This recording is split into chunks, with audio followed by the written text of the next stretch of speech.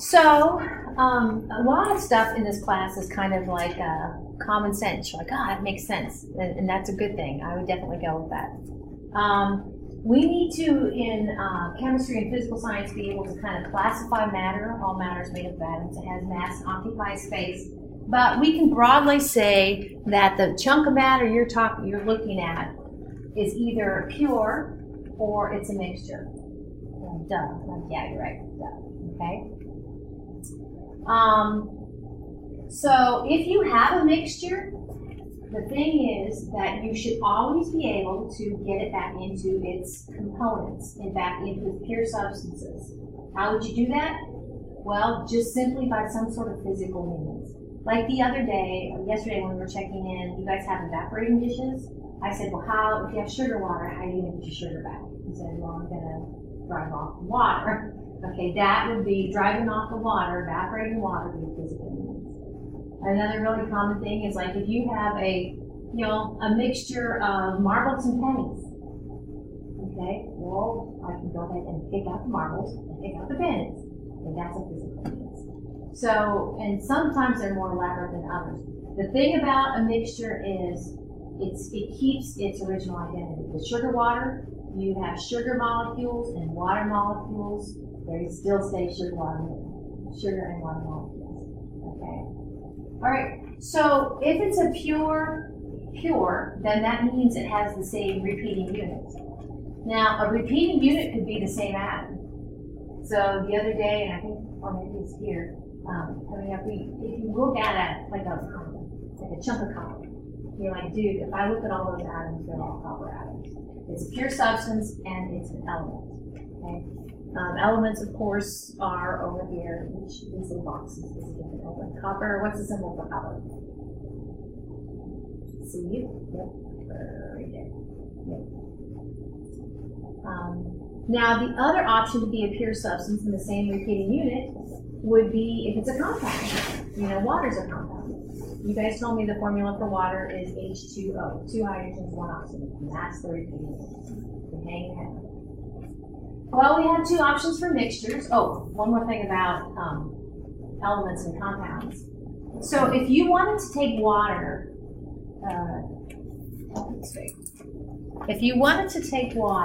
and break it down into hydrogen and oxygen, which actually has been in the news recently. So an oxygen, hydrogen, and you wanted to make a pile of hydrogen and oxygen, you could not, by physical means, pluck out those 2 hydrogens, put them in the pile, pluck out that oxygen, put it in the pile. You couldn't do that. But we can definitely do some sort of chemical reaction to break those chemical bonds. Those lines there between the oxygen and the hydrogen are chemical bonds. So we need to do some sort of chemical reaction. We can do that. And a good way to do that, coming up on the slide, is with electricity. And then we can go ahead and put our 2 hydrogens and 1 oxygen there. So, and let's just say, oh, by the way, why is it in the news? Well, I don't know if you heard, but Japan? Is it the far side of the moon? Was it Japan? Oh my gosh, now you don't know. Japan or China? Anybody know? Anyway, let's just say it was Japan. I will double check this and get my facts in there. But the thing about the moon, and I know this isn't astronomy, the thing about the moon is we only see one side of the moon. It's the pretty side of the moon. And it has to do with the fact that as the moon goes around the Earth, it also spins on its axis of rotation the same amount of time. So we only see this from the sun. Isn't that kind of cool? So the far side of the moon, actually, is recently now has like a rover on it. And, oh my gosh. So now they're talking, and they should be talking about the moon. I cannot believe we haven't been there for some years, like with people, So anyway, if you're gonna do space travel, you need to have an easier way of fuel, other than nuclear power. And one way would be your hydrogen fuel cells. And how can you get hydrogen? Well, actually, you can decompose water. Anyway, it's been in the news. What am I saying? Okay. So by chemical means, I know where I was. let's just say you want to take your hydrogen and oxygen and put it back together to make a water molecule. Well, you can do that too, but you need to do some more chemistry magic. You need some sort of chemical reaction. It's not magic, but some sort of chemical reaction to make that happen. Okay, so those are pure substances. We go back and forth by chemical means. With regard to mixtures, we have a couple of options. Sometimes under heterogeneous, I'm bad or good, I'll write the word chunky. Chunky. You probably already had a sense of these words before. Homogeneous, you might have thought we homogenize milk so that the fat doesn't separate from or the cream doesn't separate from the rest. Homogenize just means it's mixed up a bit. Okay? But heterogeneous means it's chunky. So in the example, I started to say an example with the pennies and marbles and pennies or marbles and coins. In that example, I would probably call it chunky, but you could, that's heterogeneous, but you could homogenize it and add some crazy grinder, right? To powder the marbles and the coins, and then make sure you mix it real good. So an example of a heterogeneous matter would be like a pizza. You know, you have the pepperonis, or you have cheese, you have the green, they have the crust and the tomato sauce. It's all kind of layered. But you know, somebody had jaw surgery recently. They want pizza. You have to put it in a blender, and you can homogenize it. So that's kind of how that goes. But even putting something in the blender, if you were to be able to have the ability to look at the atoms and the molecules, the compounds themselves, they remain unchanged, because just that physical sort of grinding or whatever, you didn't change the atoms. So kind of keep that in mind. So I have some examples here. Pure substances, elements, or compounds. So here we have copper, little copper atoms. And here we have sugar. Again, kind of I think I mentioned this the other day, those little black atoms are going to be carbon. The little white atoms are going to be hydrogen. And do you remember what I said the little red ones are? They're oxygen. So we have a lot of compounds out there that have carbon, hydrogen, and oxygen in them. It's just one of them. So here's a couple examples of mixtures. Homogeneous mixture versus a heterogeneous mixture. I bet you buy this. This is kind of showing, I think this is right.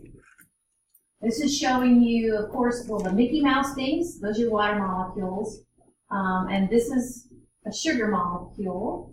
And then this is, I think, supposed to be a caffeine molecule. Okay? So that's kind of what you have floating around in your. But it's well mixed, so we call it homogeneous. And this is clearly heterogeneous. You can see the two layers. And in order to identify whether it's well mixed homogeneous or chunky heterogeneous, you have to kind of define the chunk of matter.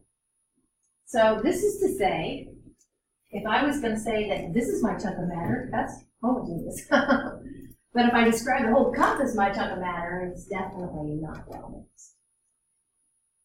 I worked at a place where you had to go in and sample things, and sampling is a science in and of itself. And so sometimes you can use these thieves, like a sample thief. And for this one, I could use a sample thief and get the same thing. Here, of course, the reason that oil and water don't mix has to do with their polarity, but it's a whole nother story. So pure substances can either be an element, they're the same atom, or they can be a compound.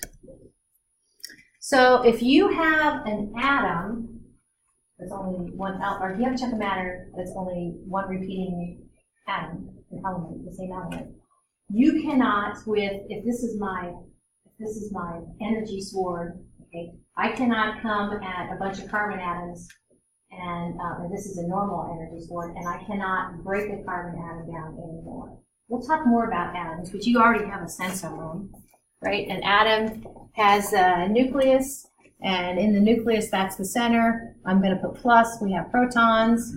We'll make this a high helium atom. And I'll go ahead and throw in a couple neutrons. And I'll go ahead and put a couple of electrons out here. This is my atom. I'll go ahead and put a boundary for the nucleus. That's my atom. It happens to be a helium atom. I know that because you know what element it is by counting the protons. Equals 2 protons. But my point here was going to be, I cannot take an ordinary chemical wand and break it down into. What I can do is under crazy, sort of extraordinary, not ordinary, but extraordinary means go ahead and split an atom.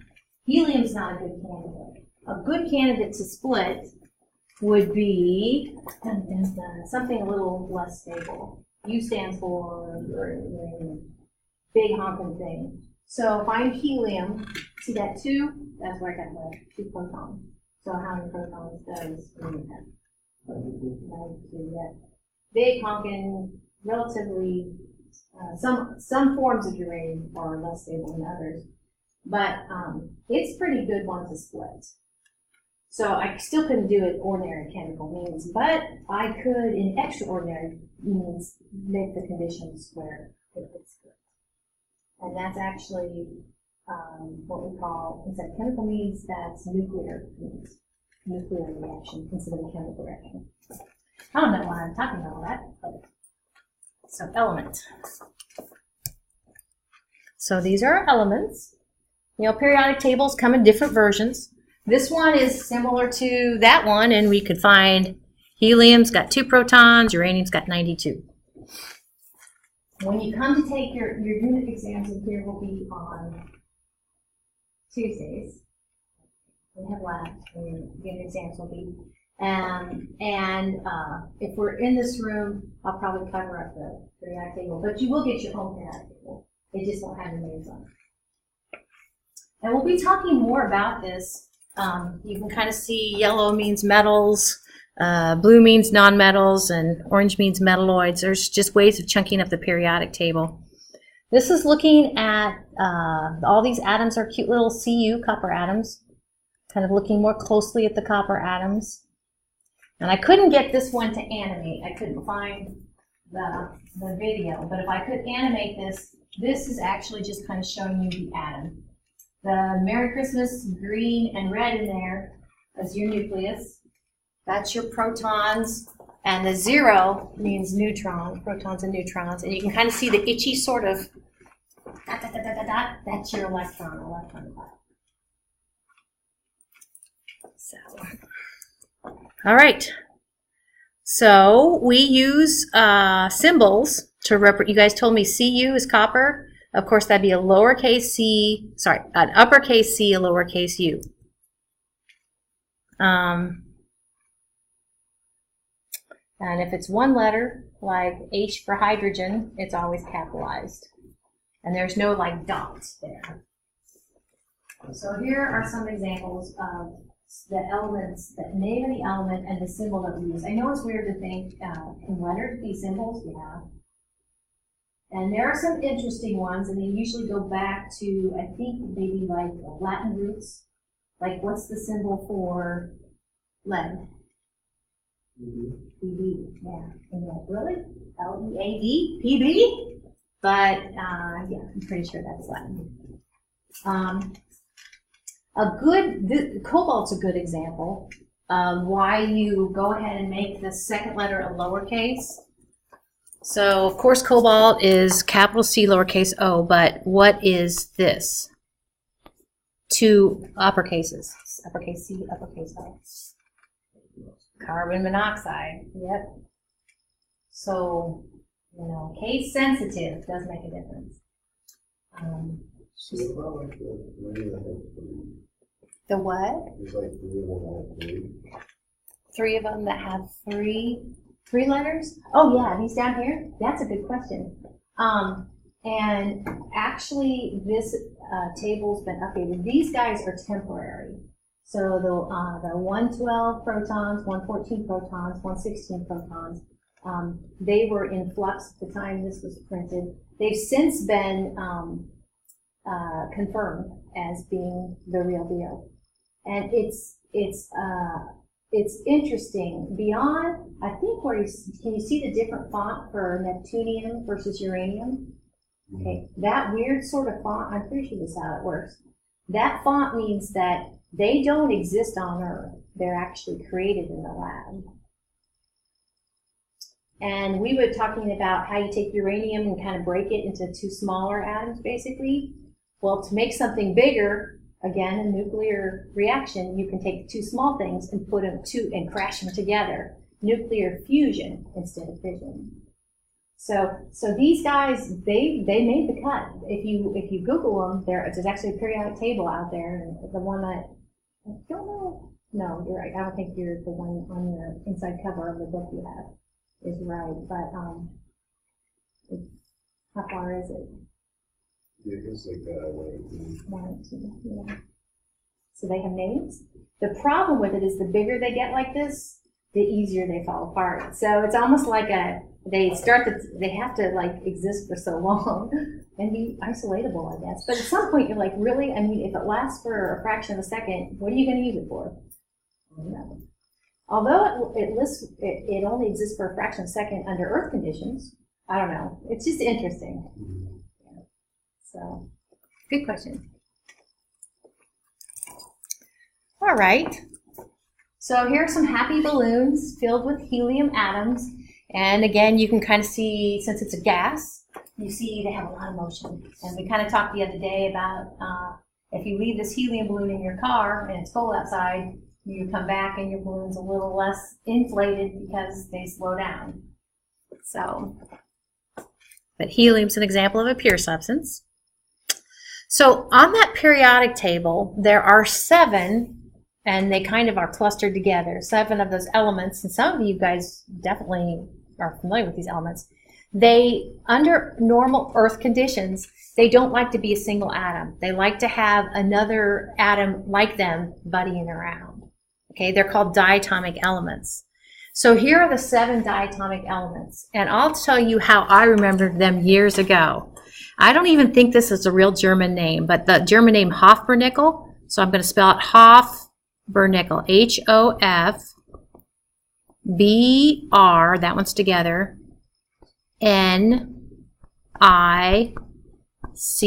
C-L is together. So Hofbernickel. I got 7? Yeah, I got 7. So of course, H is hydrogen, and you never really, like here, like this hydrogen, okay, actually it wouldn't just be regular hydrogen atoms like that. It would actually be 2 hydrogens that would go ahead and bond together, making a hydrogen molecule like that. And oxygen's like that too. So I'd have to take 2 water molecules to get this, but take a second water molecule, get a second oxygen atom, and they would bond together to make a molecule. And if you have a molecule, we use a formula. And formulas, I think we're okay with this. You guys would tell me that the formula for water is H2O. So that means 2 hydrogens, and how many oxygens? 1. Yeah, if there's no subscript, it's implied 1. Now, I'll put a pet peeve here. Have you guys seen this? Because I have. It kind of catches your eye. Oh, no, don't do that. So they put the little H2O and they put this little superscript. Don't do that. Even though it looks cool. There's subscripts to tell you how many are in the molecule. So yeah, Hofbernickel will get you there. So we have oxygen's diatomic, fluorine's diatomic, bromine is diatomic, nitrogen's diatomic, iodine is diatomic, and chlorine is diatomic. It's a thought. I think I still have that little note card I got years ago from a professor about that. So 7 diatomic elements, here's where you find them on the periodic table. The other day, somebody asked if I had, was it potassium? Do I have any potassium in the lab? I don't have any potassium metal in the lab. We have like potassium chloride, potassium mixed with other things, but not any pure metal potassium. So the thing is, what we're going to see is that if you go up and down on the periodic table, they kind of behave similarly. So potassium is bad, Sodium's bad, rubidium's bad, lithium's bad when it comes to reacting with water. Over here, we kind of see a similar sort of thing, kind of going up and down. As it turns out, fluorine is diatomic, chlorine's diatomic, bromine's diatomic, iodine's diatomic, and that's not it. We kind of go over, and we have nitrogen's diatomic, oxygen's diatomic. So then the thing that where that comes into play is if we are kind of talking about how those 7 diatomic elements behave, we're always gonna deal with them as, like I said, molecules instead of kind of just individual atoms. All right, just some pretty pictures. Thermometers, liquid thermometers used to have liquid mercury in them. They don't anymore. They're alcohol thermometers. I can remember playing with liquid mercury, but it's not a good thing. Sulfur we have in the lab, copper we have in the lab, iron we have in the lab, aluminum. But you can see the little pictures up there, there's the figures, they're not a photograph or anything, but the figures to show you kind of how those atoms are stuck together, and it's the same repeating units of pure substance. Not only that, but it's the same atoms of the same element, so that makes it an element. Switching gears, we can go from elements, individual, an atom of an element, we can put those atoms together and make a compound. Now, I'm going to go ahead and take just a few minutes to talk about something I'm going to talk about later, too. But as it turns out, we usually talk about compounds in terms of molecules, like a water molecule and all that. But as it turns out, compounds there's 2 types of compounds. There are molecular compounds and there are ionic compounds. Okay. We talk about a molecular compound in terms of a molecule, go figure. We talk about an ionic compound in terms of a formula unit. But they're definitely similar in that they have repeating units, and we use formulas to represent either type of compound. So if you're dealing with a compound, like a water molecule up here, I kind of already put these little hash marks here. You can go ahead and break it down into its elements with just ordinary chemical means, okay? Or ordinary chemical reactions versus an extraordinary chemical or extraordinary nuclear reaction. So what is a compound? Well, you need to have at least atoms of at least 2 different types of elements. So for that reason, and sometimes this has thrown me off before, I don't know why, but for that reason, can you see that this H2 molecule and this O2 molecule, that's not a compound because there's only one type of element. You can have 2 or more different types of elements that are joined together in a repeating unit. All right. So, like you told me, formula for water is H2O. We use formulas. That's an example of the formula of water. One of the things, I'm not a wordy person. I'm an okay math person, but I am not a word person at all. I work on it. My point is that in chemistry, you don't have to be a word person. Unless you're writing your lab reports or something like that, which in this class you don't have there. So we summarize, we can concisely say, instead of saying carbon dioxide, say CO subscript 2. How cool is that? Very much more descriptive. Ethane has 2 carbons and 6 hydrogens and in 1 repeating unit. Calcium sulfate has 1 calcium atom, 1 sulfur atom, and 4 oxygen atoms in 1 repeating unit. And like you guys told me, in the example of water, H2O means to have 2 hydrogens and 1 oxygen. There's no such thing.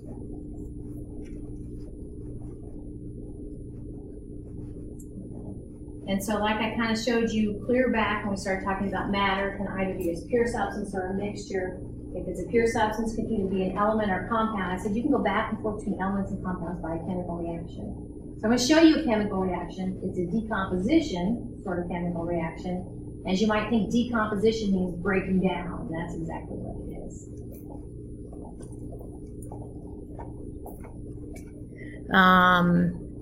So we're going to see one with heating and one with electricity.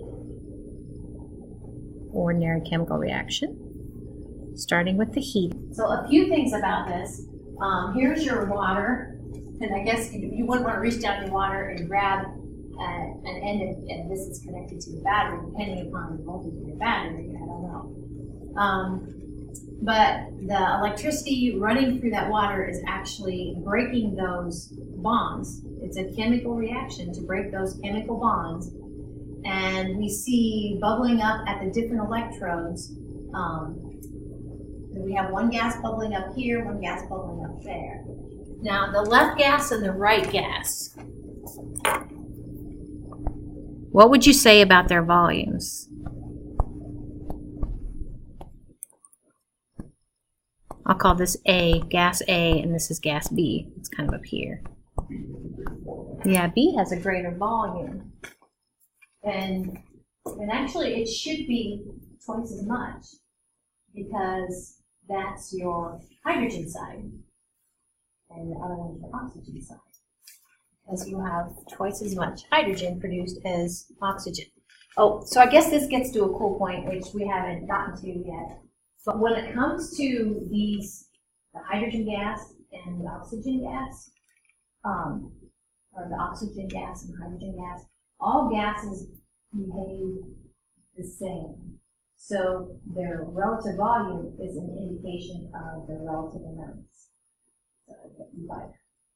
So just so cool. Like carbon dioxide behaves the same as hydrogen gas, behaves the same as carbon dioxide. Carbon monoxide behaves the same as neon. Neon is gas. And so anyway. So if your A is pure oxygen and B is pure hydrogen, correct? Right. So if you were to continue doing that until both vials are filled with the gases and light a match when they explode. See, flammable, the hydrogen is flammable. Oxygen is flammable too. And there are like, and I think I've heard it described as almost a bark before. I've never done this, but you can, there's ways of definitely creating hydrogen gas and capturing hydrogen gas like this. And then you can have a flame ready, and then I think you take the test tube and have a flame and invert it, and it goes whoop. Yeah. Oh, now the wheels are turning there, Jared. I'm down. All right. So this is the part where I said I'm going to have to kind of revisit these two types of compounds, but I want to throw it out there. And you don't call both of them molecules. So I think I'll start a little column here. It's compare and contrast the two types of compounds. What the two types have in common is that we use a formula to say what atoms of the different types of elements are stuck together and how many of those atoms are there in a repeating unit. So let's go molecular. I use CPD for compound and ionic. CPD. And right off the bat, I will tell you that a molecular example of a molecular compound is the compound water. Example of an ionic compound is table salt. What's the formula for table salt? Yep, it's got two elements. Very good. It's got sodium, Na, and it's got Cl, chlorine. Which there is a good thing in and of itself. You're like, sodium metal, bad. Chlorine gas, bad. Sodium chloride, good. So I don't know. And it's not, it's not like any mystery, but I just think that's neat how that works. So that's an example of an ionic compound. What else do we need to know or think of? So when it comes to molecular compounds, we call the repeating unit, I'll just say unit, called molecules. So you have a molecule of water. But I'm here to say that if you have a repeating unit of an ionic compound, you call that a formula unit. Unit called formula unit. I won't make you say it, but the abbreviation for formula unit is I'm telling, just saying, it's FU. I know that's terrible, but it is. It goes through my mind. So we have some other distinctions. The thing about molecular compounds, and I already told you water is an example of a molecular compound. Here we have water. Here we have ammonia. Now, we'll be talking more about those cute little things that look like antennas. Actually, as it turns out, those are electron clouds. That's another story. But forget the little blue dots for now. Look at the oxygen, hydrogen, hydrogen. Ammonia has a nitrogen in the middle and 3 hydrogen kind of legs. Methane has a central carbon atom and then 4 hydrogen atoms. And the cool thing about a molecule, a molecular compound, is you can go ahead and you can, it's like a magician who is having his or her assistant levitate. I know. I just think it's fun to watch magicians too. So, but what they do is they go ahead and they take their hands and they go like this, like you can put your hands all the way around that person. But it's an isolated unit. So keep that in mind.